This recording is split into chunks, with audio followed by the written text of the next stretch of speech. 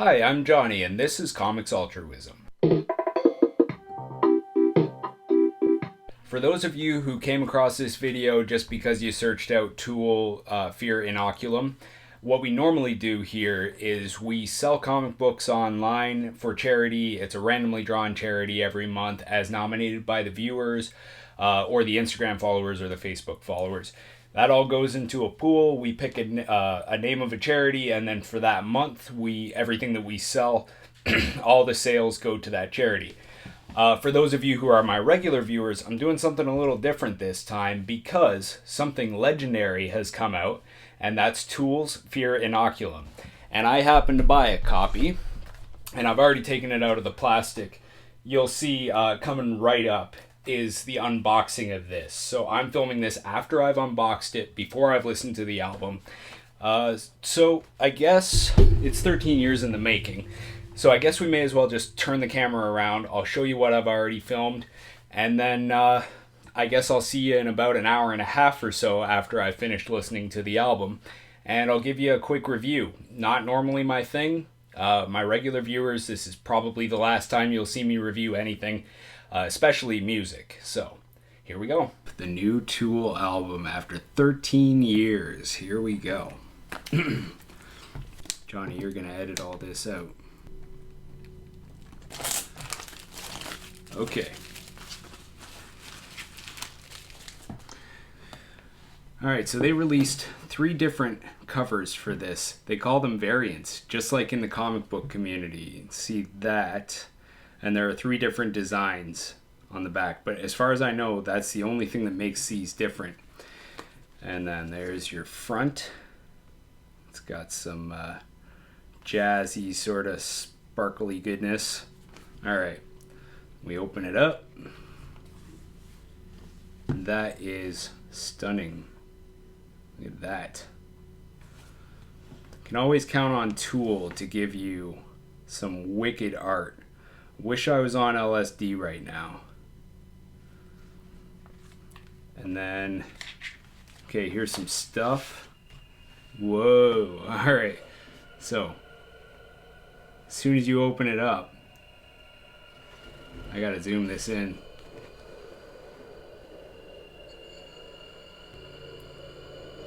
Forgive me if I don't have stuff to say right now. I'm watching this on my monitor screen, so I might have to edit this down if it just keeps going.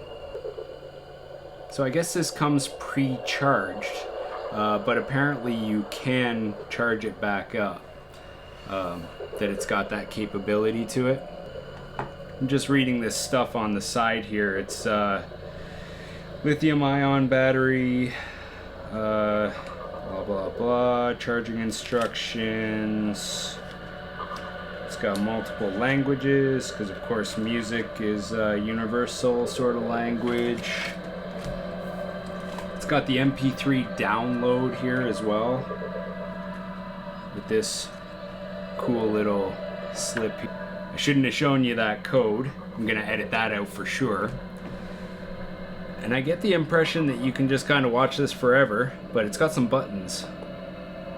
And I don't know what they do. Volume.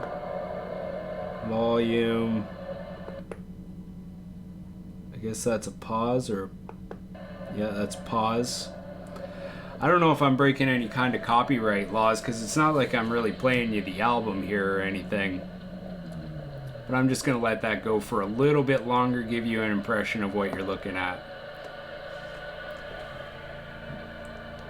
I'm going to take the CD out of the side here too, if that's how this works. That is really rad. I would almost say that's worth the money right there.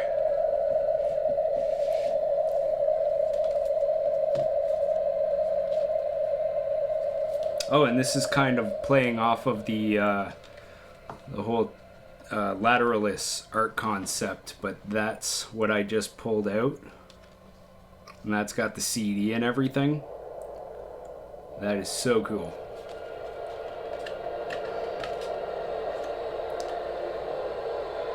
And there is the CD itself.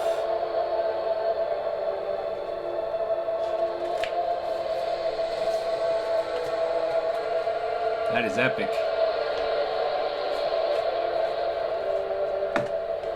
Anybody who hasn't watched all of Tool's music videos, you really should go back, and there's probably some kind of YouTube playlist that will show you the videos chronologically.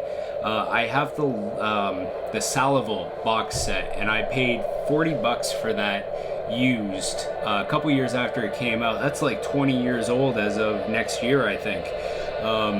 And that was well worth it. It's got the live CD, it's got a DVD of all of their music videos, and I think there's some kind of Easter egg that I was never able to figure out, like some way to access additional content on that DVD.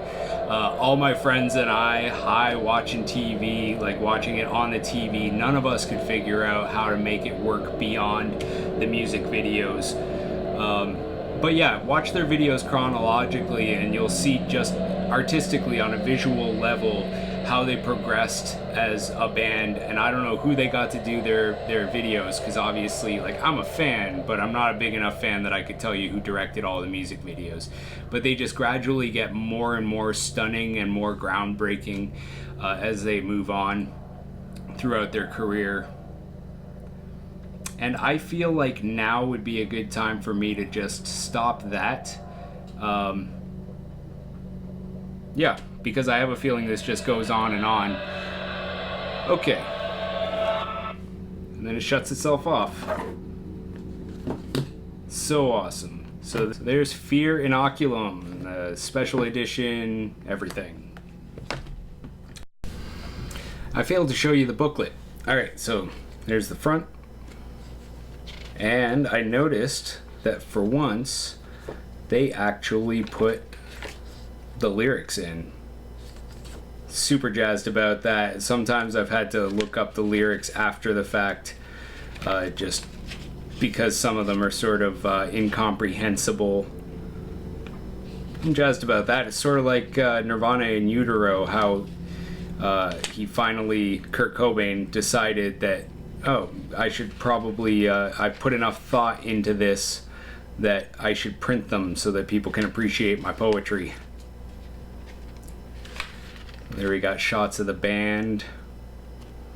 All that rad artwork.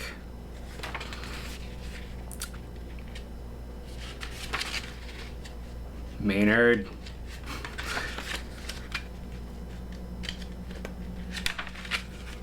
Doesn't look like it's gonna be too many tracks on this album, and that's kind of cool. It tells you that everything is gonna be stupid long, like the song Lateralis or like Parable, Parabola. There's our credits, and this is embossed. And there we go. Boom, booklet. Now I'm gonna give it a listen. Yeah, it's good. Right? It's actually fantastic. Like, the soundscape is masterfully designed, as always. The guitar tones bang on, the bass tones bang on. The drumming is, of course, as always, just executed with a phenomenal... Danny Carey knows what he's doing with a set of drums, let's just say that. The one thing about this album, though, and it would have been nice if we could do like an hour and a half of me just kind of like reacting to it with my headphones on and stuff, but it would be so boring for anyone who wasn't listening along with me. Yeah, we get a definite insight into just how massive the part was that Maynard played in Pucifer. I know I'm mispronouncing that, but I prefer to pronounce it Pucifer. The songwriting and just the way that the songs are designed schematically, they resemble a lot of that stuff, at least the first two albums for Pucifer. So if you're a huge Tool fan, and I went into this without knowing anything about how the fans had reacted to it, all I knew was that it sold like crazy, so I just happened to manage to get a copy from my record store at regular price, and I was happy about that. And as you saw, like that whole, the gatefold thing is amazing. But yeah, as a Tool album, not so sure. As just a rock album, awesome. That's all I have to say. Tool fans, you might want to come into it without that crazy high enthusiasm that I had going into it, because I was expecting my mind to be blown, as it has been with every single Tool album consecutively. It's gotten more and more mature, whether it's with a philosophical insight that maybe I hadn't thought of before, or a spiritual expansion of something I hadn't considered, or especially musically, like just pushing the envelope and breaking down barriers. Anyway, just being extremely innovative as a band.